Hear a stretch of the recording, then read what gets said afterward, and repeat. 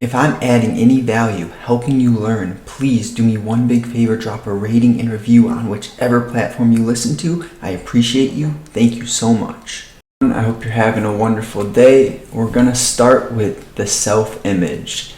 What is the self-image? Well, it's what we think of ourselves. And this is built on so many aspects of how we live, what we do, our accomplishments, how we treat other people. The self-image is a very open-ended thing. But we have the power to act in a way that whatever we desire to be, that can actually occur through planning and putting those plans into action. The self-image is very apparent in when you just look at someone. What is their body language like? If a human is slouching and looking down at the ground, immediately, you don't have to think about it. It's just evident. They're usually, not all the time, there is exceptions, usually someone who is walking, looking at the ground, slouching, is not confident. Now, how do I get to this conclusion? Well, from how confident people have appeared in my life, they stand with their backs, straight, their chest high, their chin high, and that says a lot about someone. How a person carries themselves is very big in who they are, because if you view yourself as a human who might be depressed or overweight or useless, those thoughts, they might not be true. Actually, they aren't true, because every human I know for a fact has talents. We all have different talents. We all have different levels of skill in different areas. But something that I'm good at, I can guarantee you there are people who are better than me at that. And something that I'm horrible at, I know there are people who are amazing at. So the point is that each person is born with different gifts and skills. And I don't want to see anyone with a lacking self-image. We need to build up the individuals. And to build up each person around us, it starts with the awareness. If you at least notice that your self-image could be strengthened, that the way that you speak to yourself, the way that you view yourself isn't how you actually want to think of yourself and view yourself, then changes have to occur. And the self-image comes from maybe partially truthful actions. If you are overweight and you haven't done much in your life, or let's not say your life, because everyone has done amazing things. It's just, if you get into a rut, it's sometimes hard to reach back to your prior accomplishments, because that rut just has you in that moment. It has you looking negatively and feeling like you're useless and you're not good enough. But I promise you, you are good enough. You have so much power inside of you, but we have to notice that we're not where we want to be. Once we're at least aware of the fact that we can grow, that we're not performing at our maximum capacity currently, that's when the blossoms begin. That's when everything starts, and you at least realizing that there's room to improve, that your self-image isn't as strong as it should be, that's powerful. Once you put in that realization, now you can really take steps and put plans on paper. What are you going to do to feel better about yourself? It could be simple things. If you drink 5 cans of Coke every day, how about you drink 3? You just minus 2, and that is going to be a slow process, and you don't want to rush it, because we all start from different areas, and it's important to have a long-term view, a broad view of when you're trying to change your habits and be a better person, it doesn't happen overnight. You can't go from viewing yourself as sad, useless, overweight, and miserable to viewing yourself as complete, fulfilled, financially secure, sexy in one day. It doesn't work like that. But the amazing thing about this is the more work and time that goes into a transformation, the better you're going to feel when you do see, what's the word I'm looking for? When you see those boxes get checked. You don't go from being 500 pounds to 250 pounds like that. You go from 500 to 475, and from 475 to 460. We must appreciate the small wins. Because small wins, that's what the journey is full of. And it is so important not to have a finish line or just a simple goal that you're unhappy until you reach that goal. For me, an example would be, I'm not happy until I get a Lamborghini. Like, that is a completely toxic mindset, because I can guarantee you before I get a Lamborghini, I'm going to have a drift car that I busted my ass for. I'm going to earn smaller wins throughout the journey.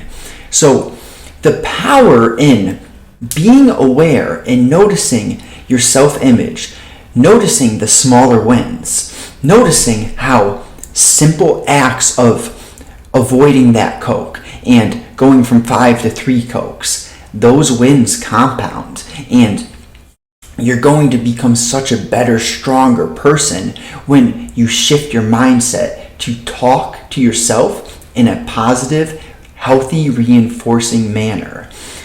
Life is always going to be hard, and we're continuously going to be sabotaged by the mind telling us, you're not good enough. What are you doing?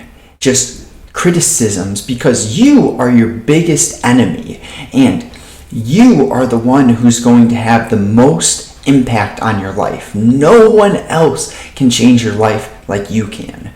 And we need more people to understand that. The victimhood mindset is very toxic and debilitating, because it takes the power away from the individual. That's what the negative, the evil people in this world desire, is for the individual to feel helpless and like everything is out of their control.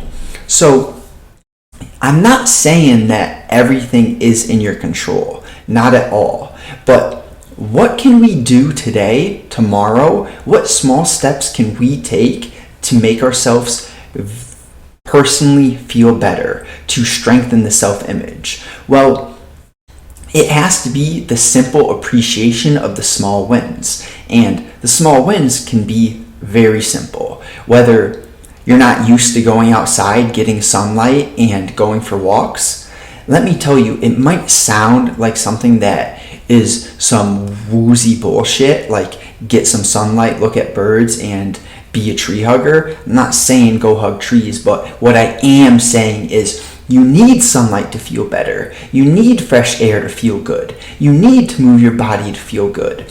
And that isn't something that can be debated. It is factual evidence that sunlight makes humans feel better. Why do plants and all of that biology grow towards the sun? It's because sunlight strengthens all life. Human beings, animals, plants. Why do those cats, I don't know if you ever see the video or the meme, but I saw this meme where all the cats over a 20-hour span, something like that, kept moving in the small ray of sun that was peeking through the windows. And that isn't a coincidence. It's funny how sometimes so many things line up.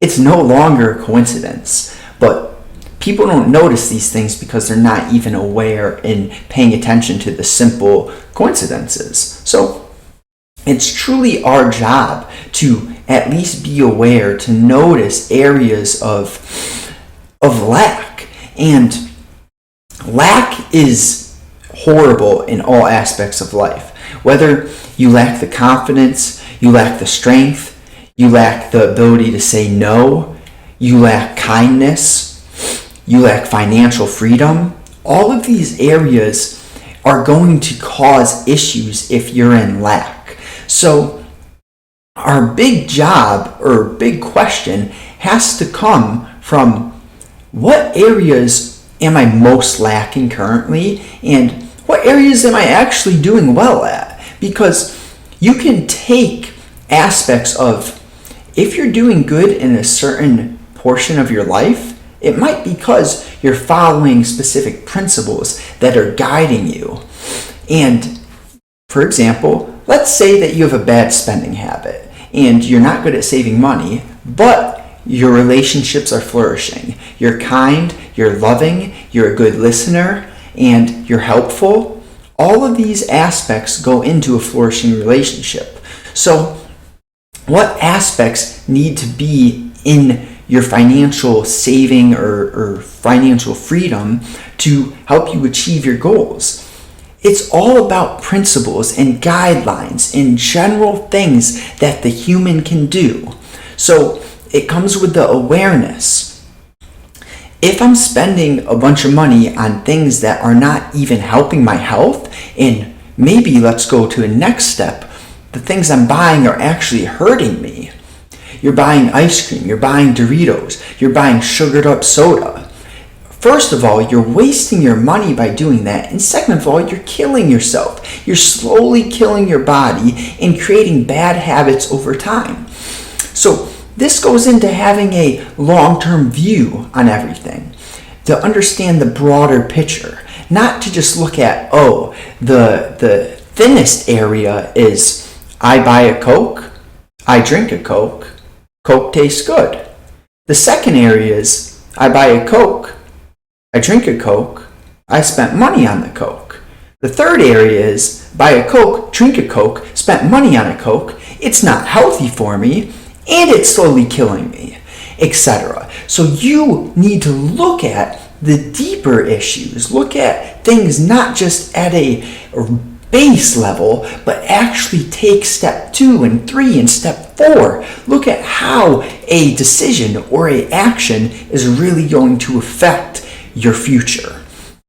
And so I feel we really talked some good points on that. So what else? Okay, do not leave happiness up to chance. And this flows right in with what I was speaking on. Happiness is not some fairy tale fucking bullshit. Happiness comes from putting in diligent effort, making plans, and then sticking to what you say. So, of course, it should be healthy. If you make a plan, let's say you make a plan and it's an unhealthy plan to go do some drugs, and then you go and you do some drugs, that's not going to make you happy. Don't get me started, because this is going into the fact that certain things are going to bring you temporary happiness, like overeating, like doing drugs, like even, I don't know, but temporary happiness is different from long-term stability and sustainable happiness. So there's just a big difference between going on a walk, getting fresh air, getting sunlight, drinking water, going to bed on time, treating people with kindness, building relationships, reading books. You get my point. Those are all healthy things that are going to help you be a happier, more fulfilled, educated human in the long run. But on the other spectrum, we have doing drugs, overeating, running from reality, acting like a victim.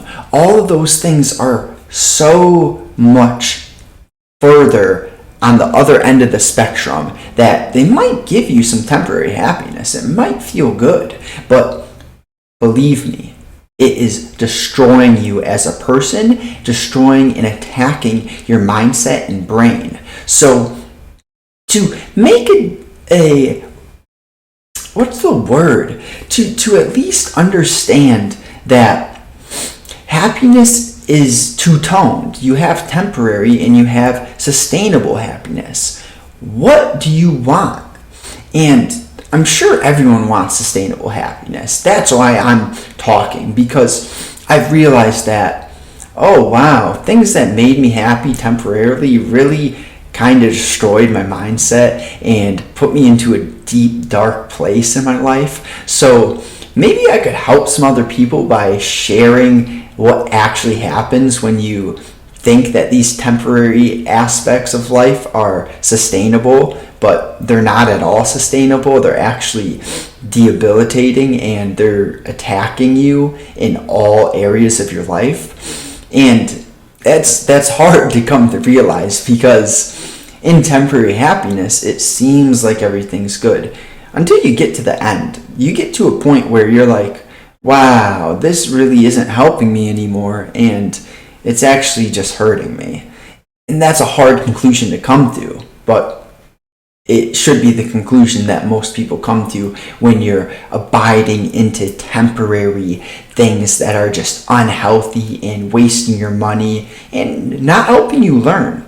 In reality, there's so much to learn, especially in our generation, where information is abundant. There's so much abundance with resources.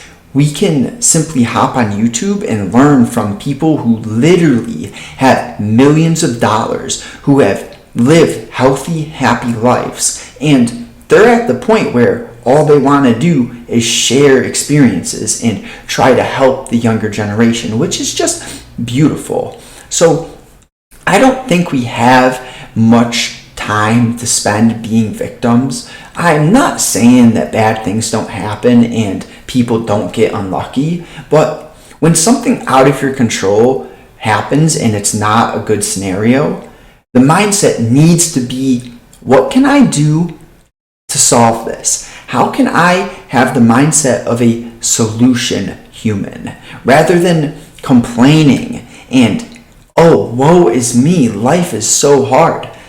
That doesn't get you anywhere. It doesn't help you. And maybe it feels good for, 15 minutes or something, but it does not help you. So we need to focus on having a self-image and keeping a longer term view on all of our actions. How are the tiny day-to-day things that we do? How we speak to people, when we wake up, how we exercise, do we exercise, what we eat, what we think of, what we listen to, and what we watch. How are these things transpiring into our futures? What is happening with our minds? Are we progressing our minds or are we destroying our minds? So if you enjoyed this type of conversation and if you have any questions, I'd love to hear any of your thoughts. So just let me know below in any of the comment sections, all platforms. I'm curious to hear some feedback from the viewers and what you guys would like for future episodes. But hey, enjoy yourselves. Be sure to take care of the mind, fuel yourself, and appreciate the small things. Gratitude is the key to happiness. Have a good one.